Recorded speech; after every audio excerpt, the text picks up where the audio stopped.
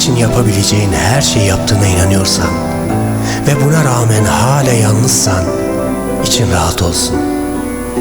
Giden zaten gitmeyi kafasına koymuştur ve yaptıkların onun dudağında hafif bir gülümseme yaratmaktan başka hiçbir işe yaramayacaktır.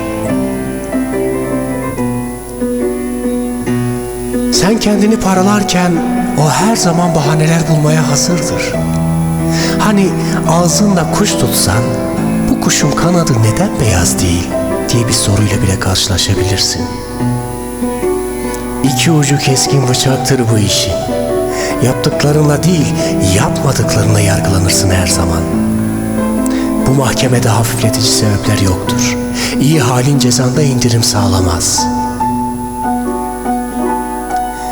Sen, ama senin için şunu yaptım derken, o şunu yapmadın diye cevap verecektir. Ve ne söylersen karşılığında mutlaka başka bir iddiayla karşılaşacaksındır. Üzülme, sen aşkı yaşanması gerektiği gibi yaşadın. Özledin, içtin, ağladın, güldün, şarkılar söyledin, düşündün, şiirler yazdın. Peki o ne yaptı deme. Herkes kendinden sorumludur aşkta. Sen aşkını doya doya yaşarken o kendine engeller koyuyorsa bu onun sorunu. Bir insan eksik yaşıyorsa ve bu eksikliği bildiği halde tamamlamak için uğraşmıyorsa sen ne yapabilirsin ki onun için? Hayatı ıskalama lüksün yok senin. Onun varsa bırak o lüksü sonuna kadar yaşasın. Her zamanki gibi yaşayacaksın sen. Acılara tutunarak yaşamayı öğreneli çok oldu.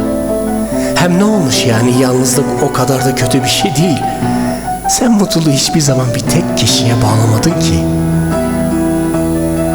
Epeydir eline almadığın kitaplar seni bekliyor. Kitap okurken de mutlu oluyorsun, unuttun mu? Kentin hiç görmediğin sokaklarında gezip yeni yaşamlara tanık olmak da keyif verecek sana. Yine içeceksin rakını balığın yanında. Üstelik dilediğin kadar sarhoş olma özgürlüğü de cabası. Sen yüreğinin sesini dinleyenlerdensin. Ve biliyorsun asıl olan yürektir. Yürek sesini bilmeyenler ya da bilip de duymayanlar acısa da içini unutma. Yaşadığın sürece o yürek var olacak seninle birlikte. Sen yeter ki koru yüreğini ve yüreğinde taşıdığın sevda duygusunu. Elbet bitecek güneşe hasret günler ve o zaman kutuplarda yetişen cılız ve minik bitkiler değil, güneşin çiçekleri dolduracak yüreğini.